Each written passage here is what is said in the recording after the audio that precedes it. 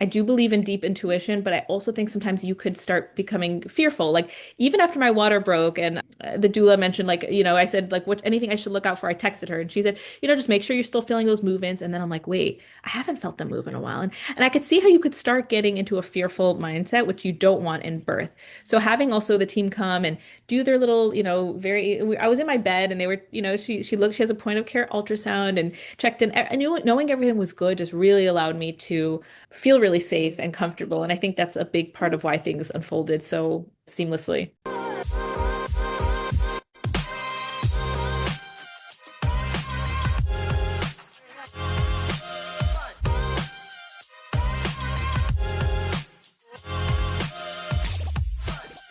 Welcome to the Rewire for Birth podcast. I'm your host, Dr. Cindy. I'm a naturopathic doctor and birth guardian, and I couldn't be more thrilled to have you here. This podcast is all about rewiring the way we think about pregnancy, birth, and postpartum by offering a holistic perspective that empowers you to embrace your journey with confidence and strength. Each week, I'll bring you expert insights, valuable advice, and inspiring stories to help you feel prepared and empowered. We'll dive deep into the transformative experience of bringing new life into the world and explore ways to make your birthing journey truly beautiful.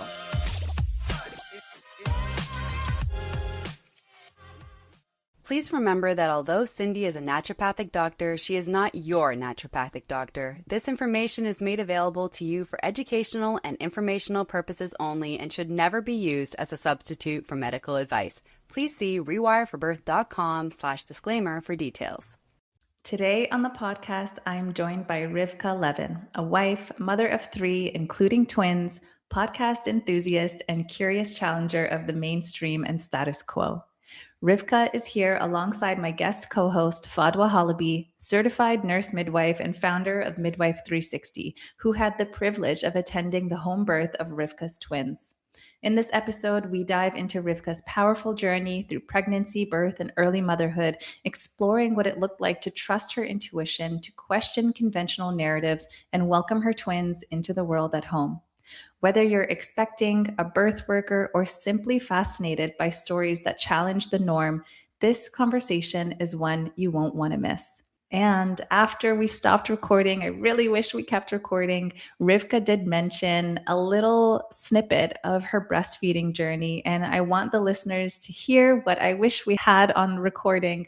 But she did mention that she thought maybe it wasn't going to be possible, or she had kept hearing the message that it wasn't going to be possible to breastfeed her twins. And she is doing that and she is loving it and they are growing and thriving. And so I want that message to also permeate. And so with that being said, let's dive into this amazing story.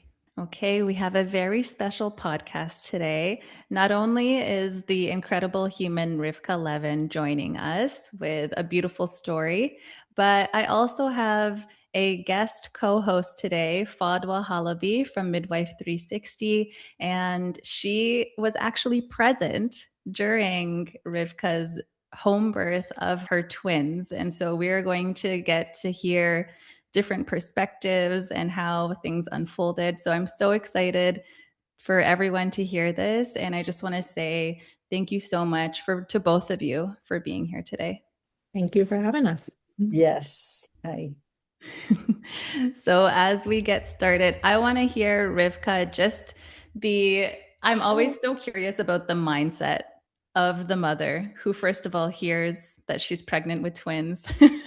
And as the pregnancy unfolds, how you were able to navigate that experience, to have a birth experience that really aligned with your values. Yeah. So of course there was there was ups and downs in terms of mindset. I'd started this pregnancy, when I found out I was twins, it was at an OB's office. I had always wanted a home birth. My first son was a hospital birth and I wanted a home birth after that, but I had 2 early miscarriages between my first son and conceiving these twins. So I had done some workup. I was like, is there something hormonally incorrect, wrong? I don't know. I went to the local OB. I did some workup. So I was kind of established there. So when I was pregnant, I was like, I'll just go there for my first scan and still hope to, eventually have a home birth. And then at the first scan, he mentioned, he said, looks like you have a bonus. And I was shocked and excited. And it kind of felt like the two losses somehow were, ready to join us finally, the two early miscarriages. But then I thought, okay, well, now I guess I'll have to have a hospital birth. That was my first actual thought because I think twins can only be born in the hospital. And at that point, I just really wanted a vaginal birth. And he said that was okay as long as the twin A was head down. And I was like, this is great. But yeah, initially very excited, a little bit of nervousness, right? I really love prioritize breastfeeding and co-sleeping and baby wearing. And I was like, how can I do this with two? But then you end up finding people out on social media who do it. So of course, I don't want to go too much on tangents here, but there was a lot of excitement early on. And then as the pregnancy progressed, I'm sure we'll get into it more, there was also moments of fear and doubt, but ultimately always kind of coming back to my intuition and feeling like this is something that I know I could do. And of course, the shift to completely commit to doing a home birth, that also happened at some point. But I don't know how detailed, right? Because I'm sure we'll answer a lot of these questions as we kind of get into it. Yeah, Fadwa, I'm curious about, you might see mothers with twins later on in their pregnancy, but I'm curious what you perceive is their mindset, the ups and downs of just first of all like accepting that they're going to have more than one and what that means for them in the postpartum period and the birth. What do you usually see in your practice? When we have clients who start their care with us and then find out that they're having twins, their first response is, concern that they might not get to have their home birth because that's when they start care with us. That's the plan from the very beginning. So that's always kind of high on their list of concerns or call it fears.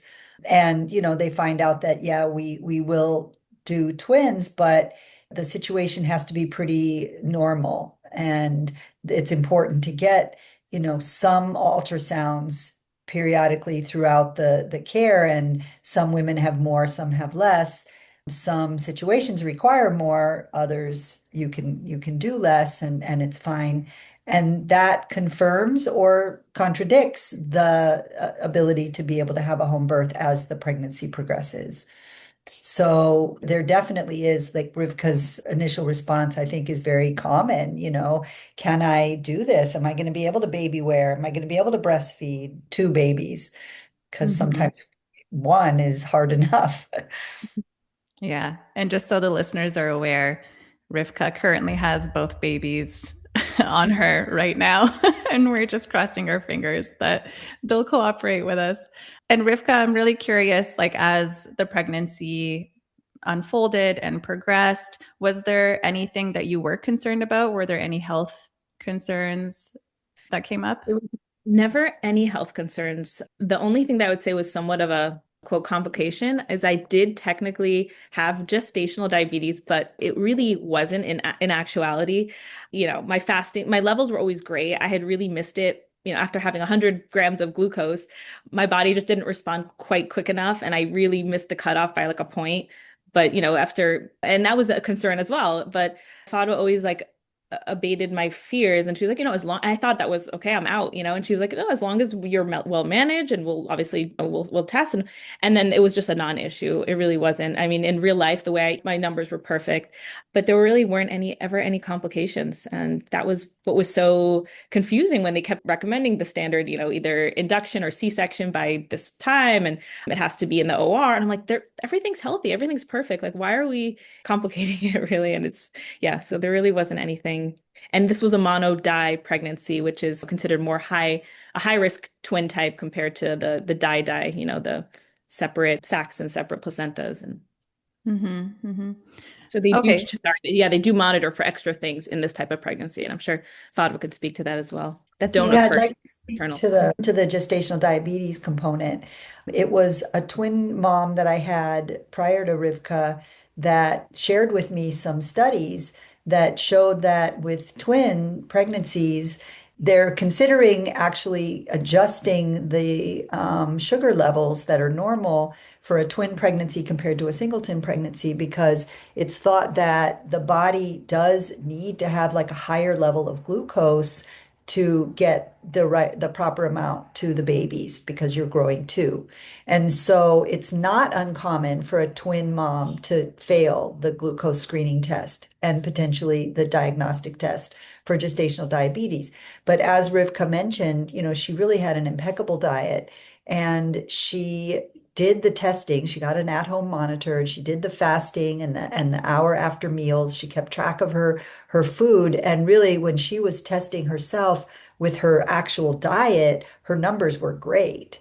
And she always had normal fasting levels and normal levels an hour after meals. And so after several weeks of that, I think she started testing less just because everything was so normal. And that reassured us that she could continue her choice to have the babies at home because she was well controlled with her diabetes. Hmm. And were you a part of the care in collaboration with the OB, or Rivka, did you switch care throughout your pregnancy? So I continued with the OB for two reasons. Once I actually switched to Fadwah Midwife 360 in my second trimester. I think it was around 20-ish weeks. But I kept the OB just because, again, I still had it in my mind that twins always go early. And you see all these, that's the first thing the OB said, preterm labors. So to qualify for a home birth, you have to make it to at least a certain week gestation, which I think 36 for you, Fadwa, or 37. So I knew I had to get to that point. So I didn't, I figured if I did go into labor at 33, 34 weeks, I would go to the hospital. So I kept it for him for that reason, as well as the additional monitoring that they do for the mono-di twins at the maternal fetal medicine. Those appointments were all already set with my OB, and so I was like, I did plan on doing some monitoring because the whole risk of that TTTS, which is the twin to twin transfusion, where there's like unequal blood flow in the placenta with identical potentially. It happens in about 15%, they say, which is not a super low risk. So I wanted to make sure that that was fine. And at a certain week, if it didn't happen, it's unlikely to happen. But I kept the OB for that reason. But in my mind, I was committed really from the beginning. Once I. Hmm. Yeah, this just sounds like a really beautiful integration, right? So that you received the best care that you wanted, but you had options based on how things unfolded, which is so lovely for you as the mom. How did that feel to be like, okay, I have this support, I have this support, I have like these options depending on what happens? I can't even say how great, and I've said this to Fadwa many times, like how grateful I am that her support existed in this area. And I forgot to mention this. So early on, when I found out it was twins and I still wanted the home birth, I actually reached out to a midwife who's a CPM, not a CNM.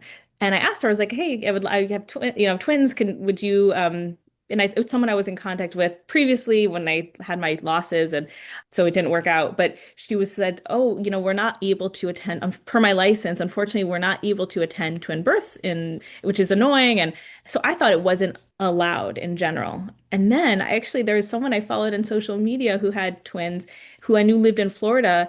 And she mentioned that she had planned a home birth, but she ended up going early, like going into preterm labor and had to go to the hospital. But I was like, wait, you were planning a home birth in Florida? I thought that was not illegal and she was like, no. And she mentioned the midwife. Her name was, I think Fado probably knows her, Jen Cavello. I'm not sure, but she's more north. So I reached out to her initially and she was like, unfortunately, I'm out of your radius. And then she referred me to Fadwa actually.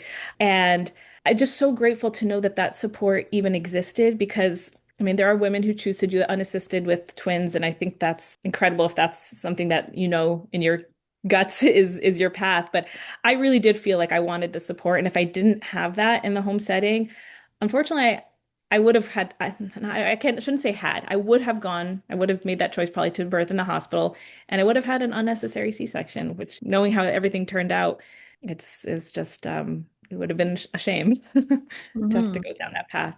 But the Yeah. support was there. So yeah. Yeah, how lovely. Fadwa, I'm curious about what you see as far as twins being like maybe someone is under your care and then they have their twins in the hospital. Is it always basically a C-section that is recommended to them, or are they able to attempt a vaginal birth in the hospital?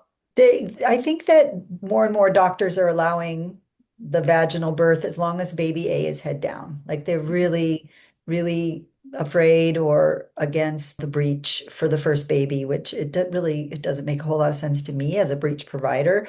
And some will birth a second baby breech. In fact, some will actually do a breech extraction with the second baby so that they can get the baby out quickly, which is basically going in with a hand to find the baby's feet, no matter what position the baby is in, and bring the baby down breech and birth the baby. Mm. I did want to talk about the support, the amount of prenatal support that Rivka had and the situation that she had, which I believe is really ideal. I really appreciate when my clients are able to have like co-management or dual care. I call it dual care. And the sad part is that she had to keep it secret from her OB that she was seeing me. And like we wouldn't normally, what we would do when a client transfers in is we would send a medical record release to get records, but we had to rely on Rivka to provide us with all of her lab results and her ultrasound results. She was really good about getting the reports, right away from the maternal fetal medicine doctor, and any lab work that she had at her OB's office, getting that as well. Because if they know that she's also seeing a home birth provider, they would fire her from care. And I don't like that sort of duplicitous situation where we know that we're kind of sneaking around and doing this sort of behind the OB's back. I really wish we could be open and upfront about it, but unfortunately, in the OB world, that just doesn't exist. They see themselves as being forced to be like de facto backup for the home birth midwife, and they don't want to be in that position because they believe that it puts them in a precarious position legally and for liability purposes. And so, but having the dual care so that if something should have happened, so if a monodi or modi twin pregnancy has not developed the twin to twin transfusion syndrome by about 29 weeks, they're most likely not going to. So up to that point, it's kind of iffy, like to know whether or not that's going to happen. And then the other piece is the preterm labor piece, which that's all in all the literature, and the doctors will tell you you're at high risk for having preterm labor, and it's true. So having an OB team just in case that happens, because I have attended some 35-week births, even a twin birth, but every 35-week baby that I attended at home did end up transferring as part of the labor process or the birthing process in the postpartum period, usually not emergently, but just because they just seem to need a little bit more help to breathe, a little extra oxygen, a little more supervision that we can't really provide. We can't stay with the mom 24/7 for days to make sure that the baby's breathing well and things like that. But 36 weeks, even though safe dates technically starts at 37 weeks and full term is considered 37 weeks, our 36-week babies have done well. And so I give that type of counseling to my clients, and it's up to them where they want to birth should they go into labor at 36 weeks. So having that dual care is just really helpful because you just don't have the crystal ball, unfortunately, to really know how things are going to turn out. Mm-hmm. So I Yeah. loved that Rivka had that, and she even had the MFM support beyond the OB support, and she can tell you a little bit more about that part of the story. Yes, tell me more, Rivka. Yeah, I also just wanted to add, you mentioned about attempting a vaginal delivery for twins. So I think the statistics still are that 75% of twins in the hospital setting are born via cesarean section. And I think, and there's a lot of parameters, right? So mainly, like Fadwa mentioned, they all want the twin A to be head down. And if not, I don't really know of any OBs that will do it. I mean, I've been in some groups and some people say there are unicorn OBs in random like states of, that will do a twin A that's breech. But that's for sure. The other thing is I've been hearing more and more about twin A having to be bigger than twin B, which again, another sort of ridiculous parameter. The idea is that like we want to make sure that the opening has been paved and the second one is going to be smaller, so they'll for sure fit through, right? Rather than I had twin B, it was actually a little bit bigger, but that's again a ridiculous one. And then even if everything goes well and they're going to let you attempt the vaginal delivery, it is almost always in the OR. under an epidural because their whole thing is if we have to switch to an emergency C-section. So that already limits the freedom of movement and everything. And then of the twin A's that are born vaginally, there is a percentage of twin B's that have to be born via C-section. And my thought is like you're already in the OR, you're already on the upper under the epidural. If this was in the home setting, your midwife would probably do so many things to try to get that baby coming. But in the OR, I mean, it's like why wouldn't you just go to a C-section, right? If you feel like that, So I think even that 75%, I don't know if that includes at least one. Yeah, it probably does. But anyways, I thought that was interesting. Just it's such a narrow parameter really for allowing. Yeah, it's interesting when you like set up the whole environment for a potential outcome, you're more likely Mhm. to, experience that outcome. And then I think, Fadwa, you can speak more to this, but just being in the home setting when so many of those interventions are not available, like the epidural or different things, you're more likely to not even have that in your mind as an option, and therefore you're going to work in a way that you don't need that.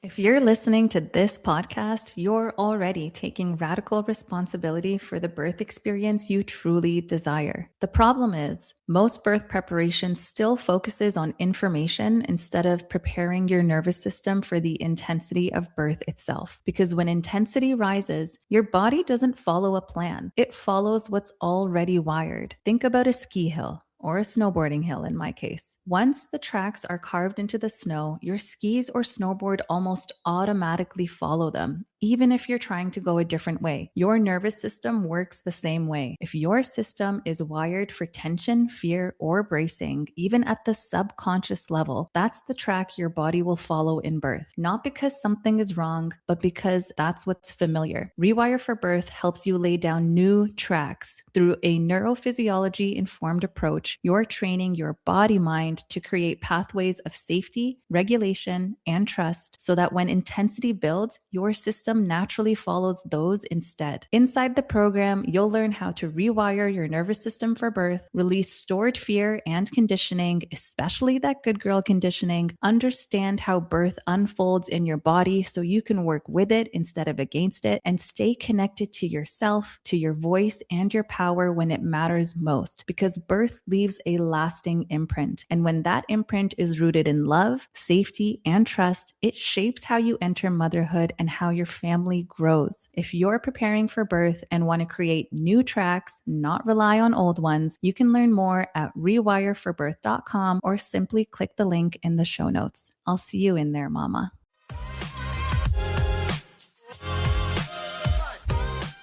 Well, I think that we're always at a heightened awareness when we're dealing with a situation that has a higher level of complexity. So if we have a mom that say it's not her first baby and the baby's head down, not that we don't have a heightened level of awareness, but we know that that's a very normal situation that's unlikely to have major complications. Once we start increasing the complexity, so having a breech birth, or a breech position or having twins, and especially if one of them is breech, once the level of complexity starts to rise, your level of heightened awareness of what's going on and just really your, like, what's the word I'm looking for? Your bar for intervening or needing to do something. You always have to keep in mind at home that you have to transfer.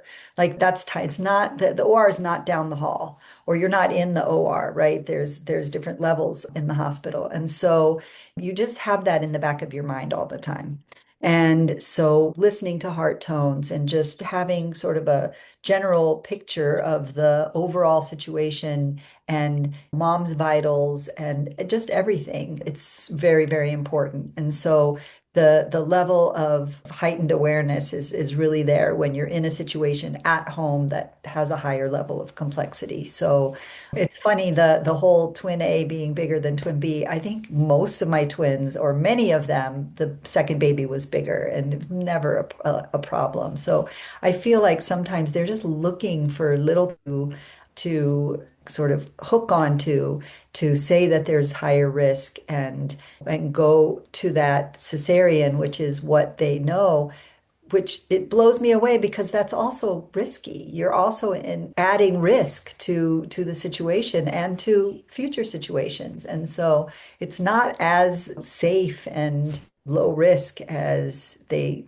sort of make it out to be. So the advanced maternal age is another thing. And I think that Rivka, you were Close. I'm 34, so okay, one so more year. almost in that One more year. category, not quite. But yeah, Exactly. so anyways. Yeah. I remember you saying on a previous podcast, you throw the risk in the river and then you have to meet it downstream, right? And so having a cesarean now, of course, if that's what's necessary, then that's what's necessary. But it is not, as you're saying, Fadwa, without risk that you'll have to meet if you have another baby or also just recovery, right? It's so many layers of tissue that are being opened in your body. And then there's other podcasts that I've done about just the aftercare of cesarean.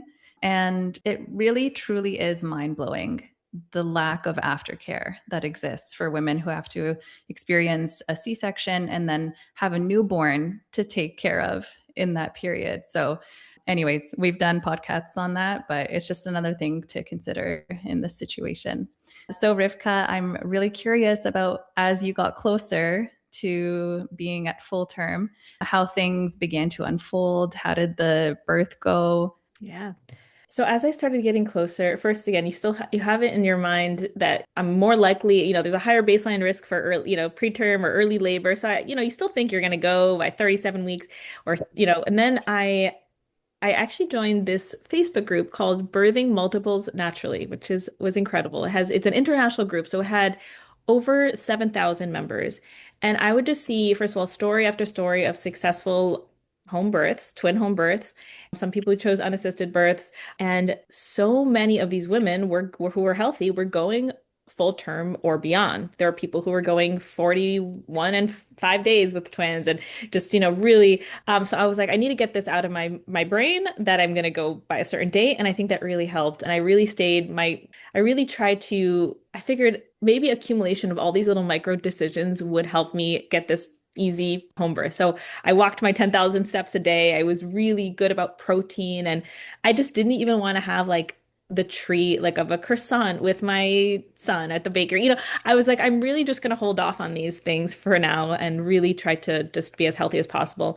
So I felt great in that regard. As I started approaching, naturally, I think it's important to talk about like fear and doubt that did creep in at times. I'd be constantly told, again, even just when I would still go to my OB appointments, just even everything from seeing their like disappointed face, oh, baby's still breech. It looks like, even though in my mind I'm like this, I'm not going to have that C-section that he thinks I'm going to have. But you still, at one point, my husband and I asked the OB, like, well, can we attempt this? And he said, like, that would be stupid. Like, you're basically risking death, and just kind of hearing that rhetoric a lot. I had people, even who well-meaning and cared for me, who were like, "Are you sure that you really want to do this? Like, it seems risky," and really trying to protect your mindset and your energy. And then, of course, later on at the maternal fetal medicine, my appointments were supposed to stop by my C-section date because the doctor did schedule that C-section because my twin A was breached. And Well, they, also, sorry, go let me ahead. Yeah. interject. Yeah, I And might be for jumping. Modi twins, they want them birthed by Oh, yeah. 37 weeks. When they're Yep. die-die, separate placentas, separate sacs, they allow them to go to 38 weeks. But Modi have to be birthed by 37 weeks. So Rivka actually was scheduled at 37 and 2 or something initially. And Yeah, I then pushed for as she, far yeah, as I then she called the hospital, right? You tell that part of the story. Yeah, I basically told them that I didn't plan to show up to my scheduled C-section, and then everyone was confused, and I told the OB, and he was trying to call me and like, what's going on? What's your plan? I was just feeling a little bit overwhelmed at that point, but eventually I did say that I just wanted to await a spontaneous labor. That was my thing first with him, just because I thought if I did for whatever reason had to transfer, even though that was not in my mind, I figured it's still better to have him as the the provider who's seen me my whole pregnancy versus just showing up at the emergency department. Of course, he was really trying to press like what my plan was, and I Fadwa helped me a little bit with just wording. And again, we were never lying; we were just being honest. I wanted to await, spontaneous labor.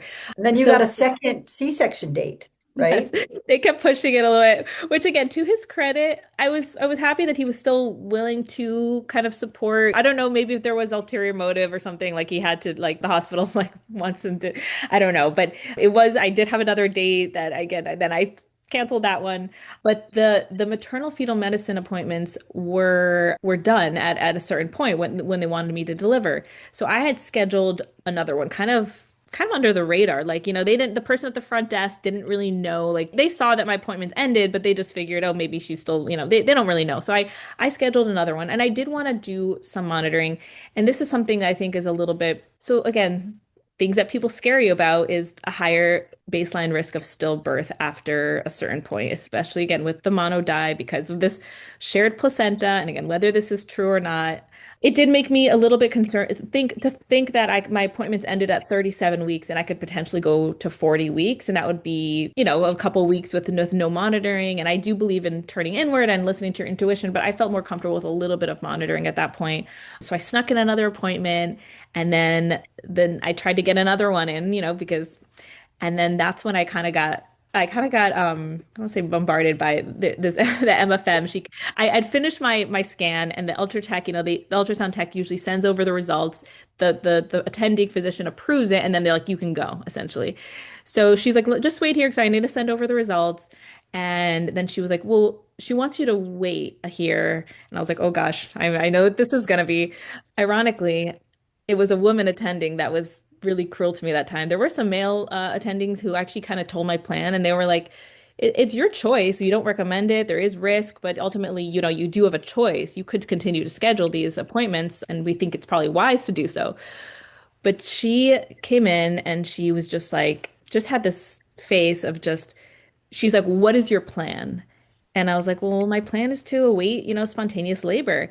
And she goes, like, "Do you realize that you are gambling with death or severe brain damage at any moment?" And I said, "Well, from my understanding, these biophysical profiles and these good scans kind of give you assurance for at least a couple days." And she goes, "No, they don't give you anything." She was just funny, She's like, "They tell you right now that the baby is okay," which maybe is true, but then it's funny because it's like, then why are we scheduling these every, every Yeah. week or whatever?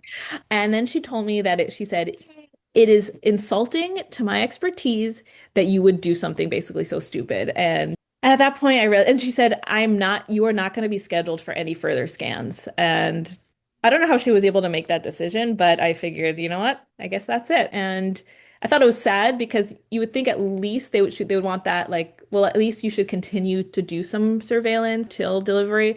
But it was almost like she took it so personally, and she just looked so like angry from a place of not of concern, of again that ego, which is unfortunate. Yeah. Yeah, I I wonder know. what would have happened had you gone to the front desk and I just scheduled, know. called in and tried to schedule another one on It another might day have when worked. she wasn't It may there. have worked, I'm but thinking you might have yeah. been able to get it because really But in hindsight, it's our nature to be like, oh, this person in authority has said I can't do this right, anymore. Like, okay, I can't.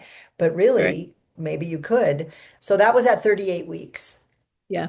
That was her Mhm. 38-week Yep. scan. Mhm. And then we had an appointment, I think that day or the next day. And I remember you coming in and telling me how you felt about that and how, you really had a moment where she really tried to instill all the fear and all the doubt and that you weren't taking it in, but at the same time, maybe we should try to have the babies. And so we decided you took tinctures home, which you never took. Mhm. Mhm. Right. So we do have herbal tinctures that sometimes we can do a natural labor induction, and we have other methods that we can do induction. I think I checked you, and Mhm. you were too dilated to do a balloon. Mhm. That is typically very effective in inducing naturally, and we're lucky that we have this tool that it's used typically in the hospitals, but there's no reason not to be able to use it at home. Sometimes the hospital will place it and send people home. And so, with Rivka's permission, we did a cervical sweep, a membrane sweep. And that was magic, Yeah. apparently. Yeah. Yeah, and I will say, it's so sad because I did have a moment where I was like, am I being selfish? Like, am I really putting, this, and that's kind of what she alluded, like you're putting your like own, she didn't even know I wanted a home birth, but she thought I was just trying to go as long as possible to like, again, God forbid I should let my babies grow, a little more.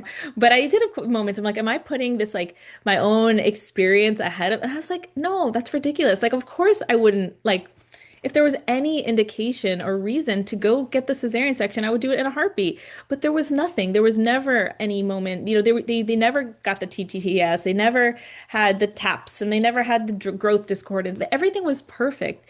So it was just like, why again, right? But again, it did sort of, it did get in my head, and I figured I was willing and ready to do a sweep because I felt like, it wasn't going to really put me into labor if I wasn't ready. And I think at that point you said I was already like 4 centimeters and like 50% of face. So I was like, oh, this is more than I thought. And yeah, Fadwa did a very gentle sweep. It was totally fine. And then that next morning at like around 5 a.m., my water broke, which was always exciting. So you can Was it a get, big gush because it's twins? it was funny. I had gotten up to pee as I did like 8 times a night towards the end of my pregnancy. And as I was sitting on the toilet, I just felt that, that unmistakable, like kind of like pop. And there was definitely a gush. And then as just kind of as I got up, I just continued. And I was just excited. I was like, oh, things, might be starting. And then also keeping in my mind that I've heard stories of people who then it was still not for another, day or so, or it was, yeah, it was a bit of a gush and it continued to gush. So I had to put on one of those diapers. The mommy diaper. Yeah. And how did things unfold from there? Yeah. So, I texted Fadwa and I also had a wonderful doula and let them know. But I still figured, things might be a while. I didn't want to get too excited. About an hour later, I would say contractions started. But they were so, so mild. And I think pretty much from the start, they were 5 minutes apart, but they were lasting only about 30 seconds. They were super mild in intensity to the point where I was like, are these even contractions, really? But there was a rhythm. And I felt like, I was getting long breaks in between. My husband was like, your water broke, like the baby's gonna come any moment. Like that's his thought. And I'm like, this is not the case. Like he's like, I want to message them all to come now. And I'm like, please don't do that. I really don't want to be that person that makes everyone come and it's not happening for another 2 days. And he had some like nervousness there. And I was like, I really don't want. And so I think he kind of went and like messaged them all and like was like, can you come? And I think, I think at one point either, I don't know if it was Fada or, and they're like, do you feel like it's imminent or necessary? I was like, I really don't. But it's more for his comfort level. And they were like, all right, we'll be there at like around, I think like 8:50 a.m., 9 a.m. My water broke at like 5 or so, 5:30 that morning. And when they came again, things were very relaxed. The contractions were super, super mild. Maybe they were becoming more regular, but again, they were never compared to also I had in my mind my first son was a 24-hour induction with Pitocin, with those contractions were just so intense, so brutal, and never got any breaks between. So that was also my reference point.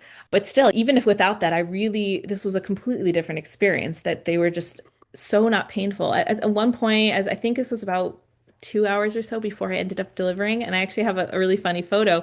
I just felt like I had to poop, and I was just like, I just feel like maybe this is sort of blocking things from progressing. I was like, I really would love to poop. And I got on the toilet, and it's a really interesting position because for some reason sitting just put pressure on my lower back. So I was squatting like with my feet on the toilet bowl and kind of like in a deep squat. And I was just trying to bear down and just try to clear things out. And all of a sudden I saw meconium coming out of my vagina. Mm. And again, with that first breech baby, all of a sudden that was a really exciting moment where I was like, wait, this baby must be closer than I thought because if her, meconium can come through my vagina, that means she's through my like cervix or at least. And I think I mentioned that to the doula because she was nearby and she was like, oh, and she mentioned to Fatma, oh, we see some meconium coming. And throughout. And again, that's very typical with breaches. You mention, I know people get scared because they know that it could be a sign of fetal distress, but when their bum is first and they're being kind of squeezed, it kind of makes sense. And I'll take a pause there because I don't want to go too, and I Yeah, don't know if because there's anything. because Yeah. I think most people, like you said, hear meconium and they're like, "Oh, okay, is this a concern?" But you seemed very excited about it. So Fadwa, I don't know if you can speak more to that. It's just the positioning of the breech baby, like their bum is Yeah. down, right? Yeah. Okay. And one of the concerns about meconium is meconium aspiration. And Mm. that's if a baby's in utero and has pooped, and now the fluid has all this meconium in it, then it is potentially possible that a baby can swallow it for sure, and it can be in the mouth or in the airway. And if they gasp, maybe bring it into their lungs. But with a breech baby, it's coming out. It's not mixing in with the amniotic fluid, right? I also think that the difference in size for her babies was 3 ounces. I wonder if baby A just lost 3 ounces worth of meconium during the birth, and that's why they were a different weight.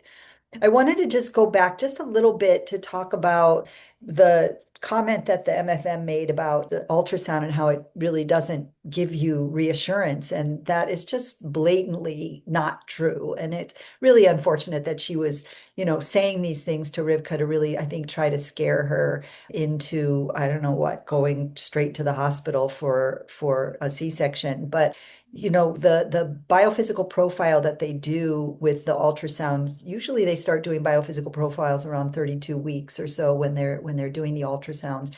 And they're understood to be almost like an insurance policy that you have like 5 to 7 days of that the placenta will adequately feed and oxygenate the baby for the next 5 to 7 days. And that's why they do these ultrasounds weekly towards the end. And sometimes with single babies, they might do them twice a week if you get to like 41 weeks or something like that. They're also looking at the blood flow through the umbilical arteries.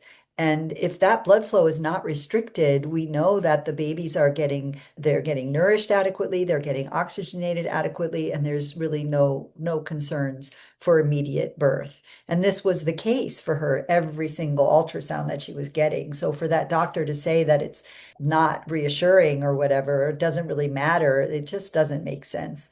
Another thing, I personally lived a good hour, I think, from Rivka. So we do take on clients that are somewhat of a distance.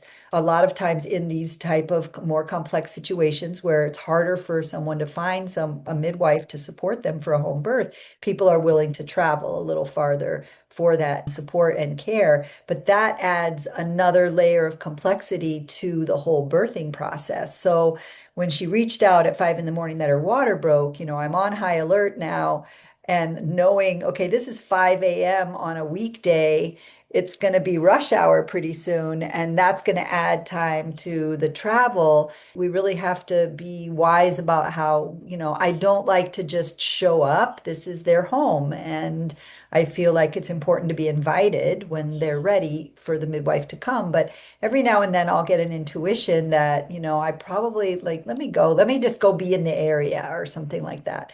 And so actually when her husband reached out to ask me to come, I was happy to do it at that point. I think it was like 8 o'clock and I knew it was really the height of rush hour, so it was going to take longer anyways. So let me just head down there, and it worked out perfectly. Yeah. And Rivka's husband was so happy and pleased that you were Yeah. willing to arrive.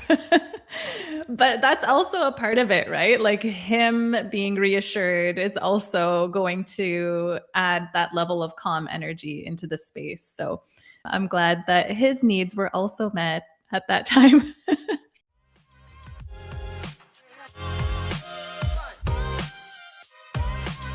Hey mama, are you ready to transform your birthing experience? We're offering a free guided meditation to help you start rewiring your brain for an empowered birth. Imagine feeling calm and in control, embracing your inner strength, and making your birthing journey smoother and more joyful. Doesn't that sound amazing? It does, right? And it's possible for you. To get started, visit rewireforbirth.com/meditate and grab your free meditation now. Let's make your journey beautiful together. Yeah, it's important that anybody present especially at a home birth, is confident, feels good about the situation, and is not off in the corner like worrying and concerned, because that level of worry really can negatively affect the whole process. So it's really important for everybody to be comfortable and calm. Rivka's mom was actually also there, and she's, I believe, a physician. And so having her support, like full support of the situation, was really super helpful for everybody. And especially, I think, especially for Rivka. It was. She gave me that good counter pressure on my lower back.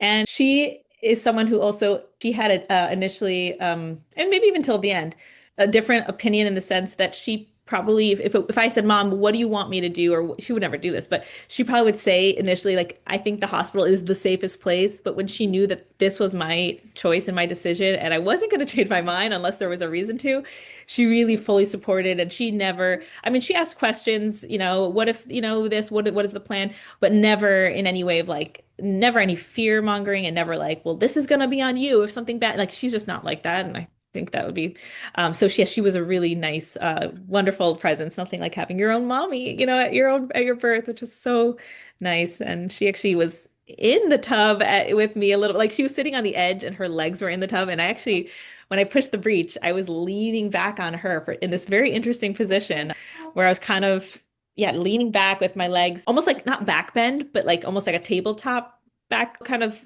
Oh, yeah. with the legs out. So, but yeah, I would say that also the home environment was so calm. Like, when Fadwa came, I didn't even realize, but she's setting up her things and she did some, Doppler. We knew the heart rates were strong and the heart tones all that just really allowed me to relax. So when I talk about how simply and straightforward and easily the birth unfolded, I really give a lot of credit to me knowing things were safe, because I do believe in deep intuition, but I also think sometimes you could start becoming fearful. Like even after my water broke and the doula mentioned, like, I said, like, what anything I should look out for, I texted her and she said, just make sure you're still feeling those movements. And then I'm like, wait, I haven't felt them move in a while. And I could see how you could start getting into a fearful mindset, which you don't want in birth.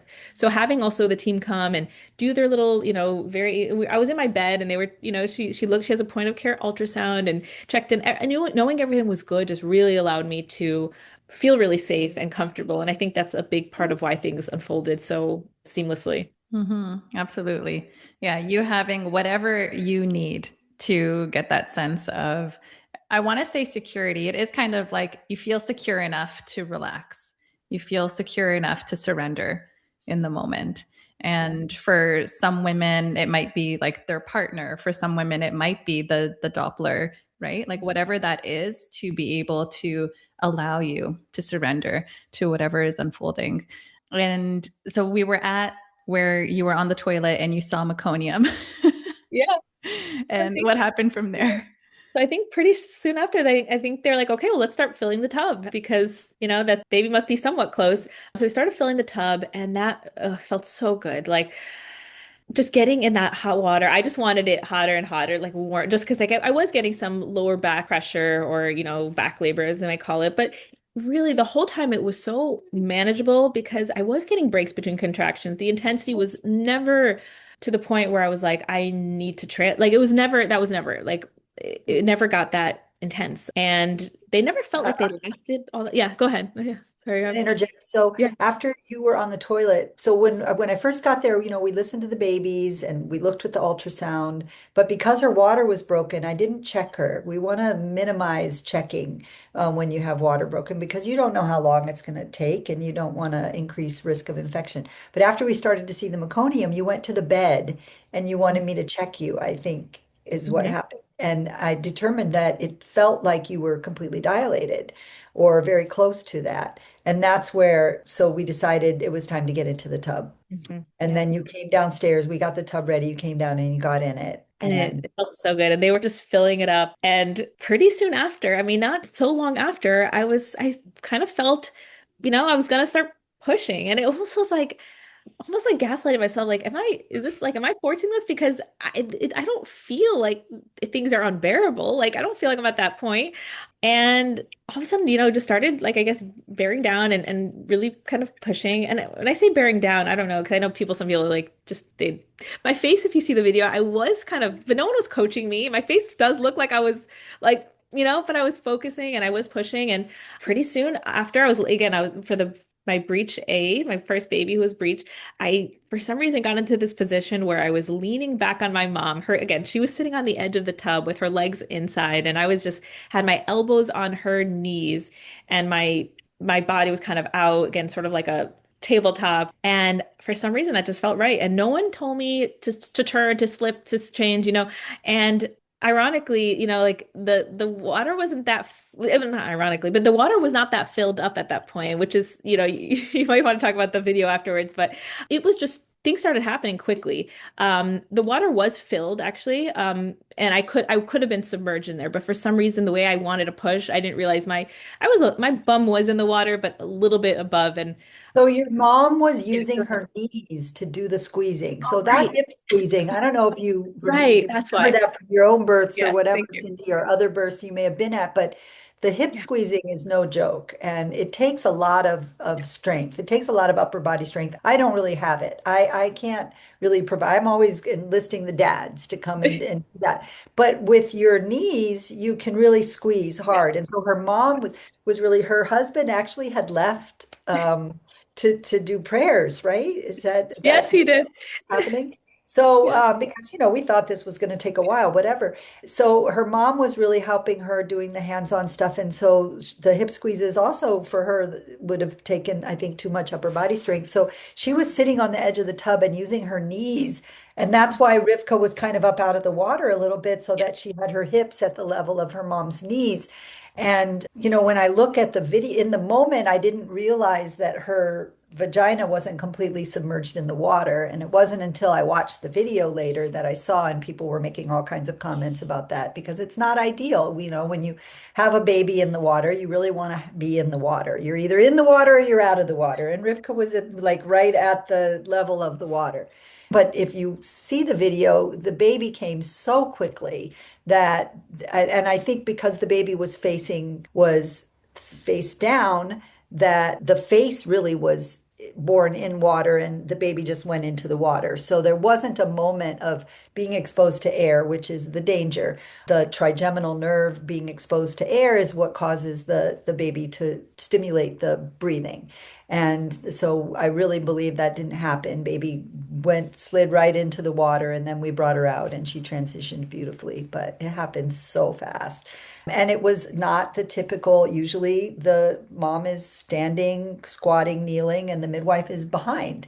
And so we were in front, which is a little backwards to how we normally do breech. It wasn't, it was so easy. And I say that not from a place to like to sound boastful or anything, to the point like where I want people to know and believe. When people tell me that they had like either a pain-free birth, or I was like, are they just saying that? But it's not that, it's to be open to the fact that there are different possibilities and realities. I think is very comforting, because I think, again, seeing other women birth, and twins at home, and some saying that it was not, again, there's always moments of intensity, but intensity is different than suffering, or that kind of thing. So she really came out so easily. And then, just that ecstatic, if you see the video, I'm like, oh my God, oh my God, oh my God, oh my God. I just started like that, and I just was like, oh, is that's that feeling of, I did it. It's so surreal. All of a sudden seeing them. And well, first she had tons of vernix on her, which was interesting, because she was 39 weeks in a day, but still had tons of vernix.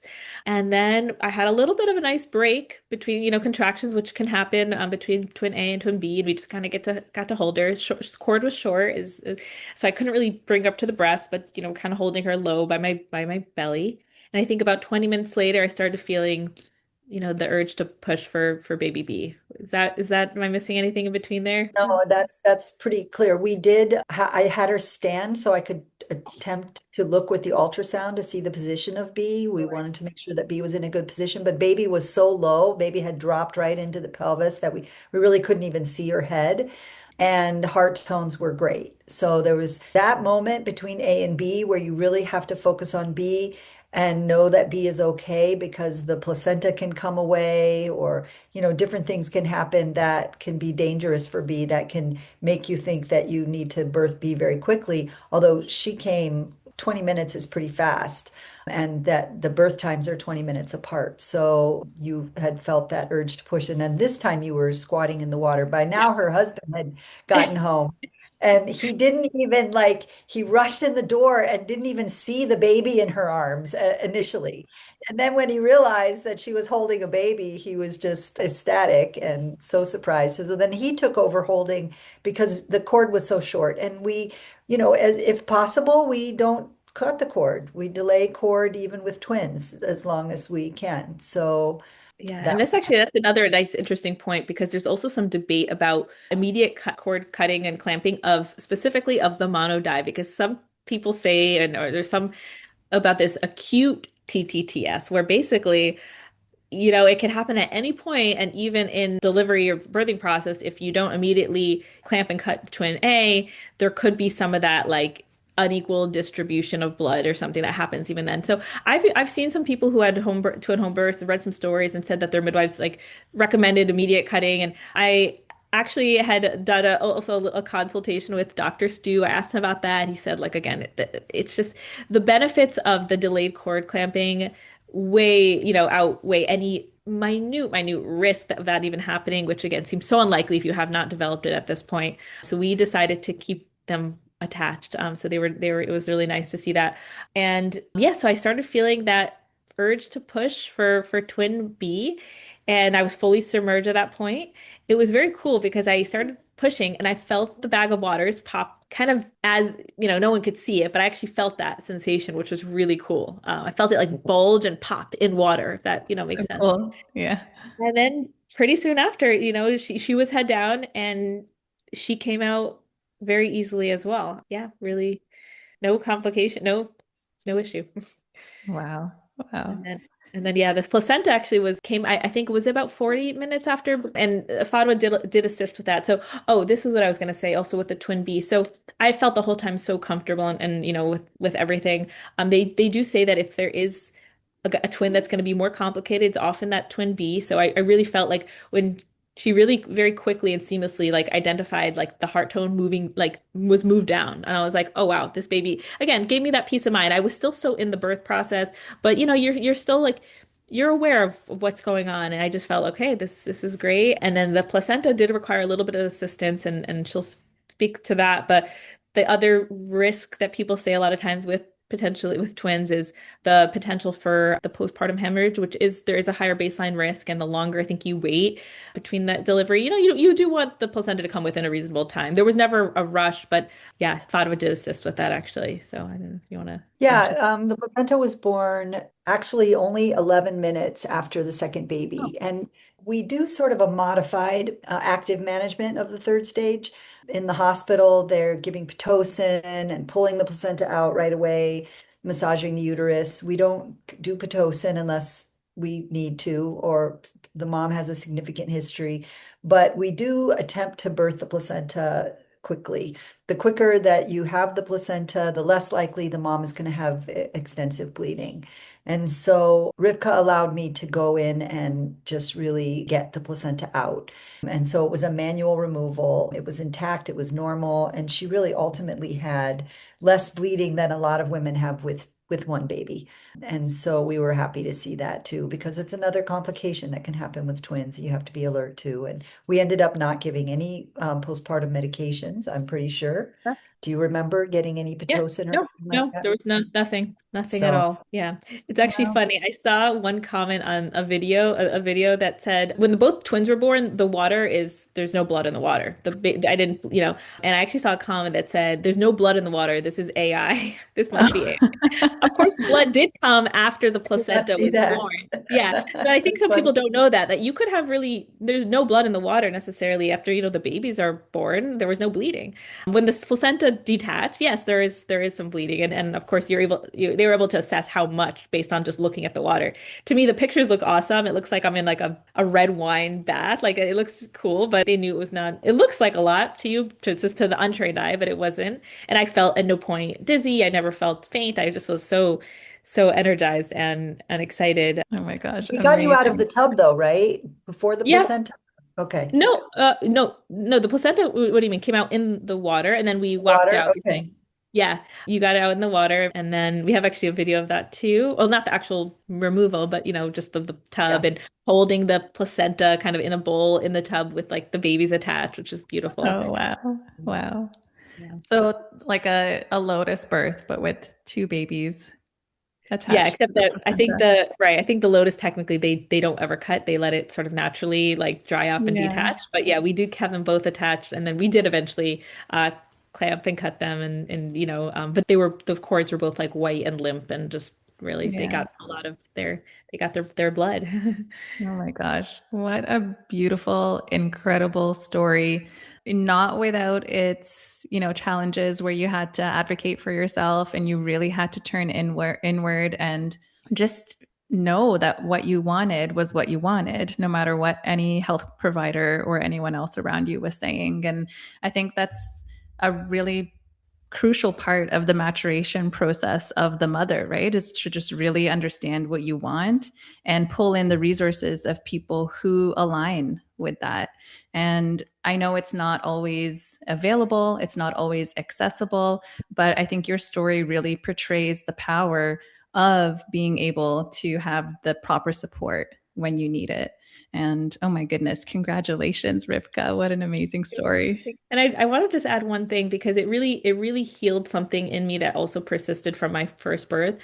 I really did walk away with the story that the OB, like, I don't want to say like saved me, or whatever, but he told me throughout my whole labor, it was again, 24-hour induction at 41 weeks and 3 days. It was, they allowed 10 days overdue in that hospital at the time. I was living in New York. The whole labor, he kept saying how narrow my pelvis was and how unlikely the baby would be born vaginally. And I remember him coming in and just being like, yeah. And he, you never feel more like a farm animal than him, like just being like arm deep in you and just like trying to, he's like, you're just really narrow. I don't think this is gonna like work. Like, and in the end, the baby was born vaginally with a major cone head, which again is by design, right? And I just thought like, yeah, he told me, he's like, I really like stretched you, like nasty, gross. So he's like, I really like opened you up, like you would not have gotten. So I had a little bit of that still. Like, is my narrow pelvis gonna create an issue with maybe a breech first baby where they can't mold, their head doesn't mold, it's their butt, and I had a little bit, and just seeing how easily things happened, it was like, no, there was nothing wrong with me ever. Of course, pushing on your back reduces pelvic space and all that, and yeah, and I think just part of the reason why I did, consent to have, the media release, the photo release and the video is, I am a private person, in general, but one of the most powerful things for me, especially when I had have those moments of fear and doubt, was listening to twin birth stories, which I mentioned on your podcast with I really searched all the ones I could find on Spotify, just Googled twin home birth and found all of them and various accounts where women would share their story and watch videos, seeing the videos and the pictures. Again, what one woman can do, you feel like I can do as well, right? I can do that if she did that, right? Yeah, just So knowing what's possible. yeah, exactly. Yeah, yeah, absolutely. Oh my goodness. Thank you so much to both of you. We've mentioned the video, so I'm going to link that in the show notes so that people can see what's possible. And I've already recorded a podcast with Fadwah, but she was mentioned in the twin birth podcast that you listen to and also a breech birth podcast. So I'll link those up in the show notes as well. And Rivka, if people have questions for you, maybe there's a mom listening who's pregnant with twins as well, how can they reach out to you? So I actually really don't use social media, but I can give my email. I don't know if I can send it to you and you can put it there and they can be Sure. happy to reach out. I Yeah. really enjoy connecting with twin moms, especially mono die. I asked a lot of questions and it really, really helped. So I'd be happy to answer any questions. Amazing. Thank you so much. And Fadwa, I'm going to put your information in the show notes as well, so people listening can reach out to you. And do you have any lasting impressions that you want to share, Fadwa, with the listeners? Well, first, I want to just again, Rivka, express my gratitude for you trusting your body and this process, for you coming to me and my team for your care, and for your willingness to share that video on social media so that other women can see what's possible. Like, it's such a raw and intimate and private thing that I think a lot of people hesitate to share. And just we're so grateful that you were willing to do that, because I think it just gives the opportunity for moments like this, you know. And beyond that, I just want women to know that it's definitely possible. It's important to know certain things. You know, sometimes women don't want to get ultrasounds or have lab work for their pregnancies. And if that's what they really believe and trust in their body to do, then that's fine. But this information is really helpful and can be critical in determining how safe actually doing this at home really is, and keeps the providers safe as well from being involved in situations where, had we had certain information, we might not have made that decision. So I appreciate like you showing the example of that, and how doing all that didn't, even when we encountered sort of stumbling blocks or roadblocks like the gestational diabetes or whatever, you just rose to it. You continued your impeccable diet, you did your testing, we proved that it wasn't a problem, and it wasn't a problem. So thank you. Yeah. And I also want to send some gratitude to those babies who have cooperated with us this whole time. We get a peek. Yeah. There they Oh are. my goodness. So precious. Oh, this was so lovely. Thank you. Thank you. Thank you so much. And I'm just, a part of the mission of this podcast is just to show mothers and families what's possible in the spectrum of possibility. And so this episode is really just one of those ones that I'm going to have in my pocket for anyone who questions and has fear and has doubt. So thank you. Thank you, Cindy. Yeah.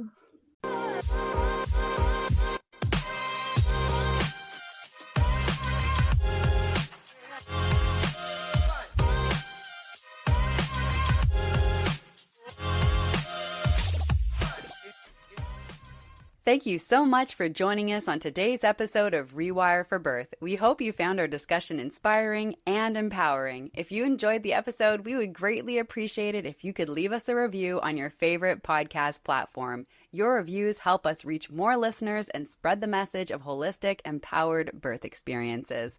Feel free to mention what you loved about today's episode and how it helped you feel more prepared and confident about your birthing journey. Your feedback not only encourages us, but it helps other moms-to-be find our podcast and join this incredible community. Together, we can make a positive change in the world of birth. Until next time, stay empowered and keep rewiring for birth.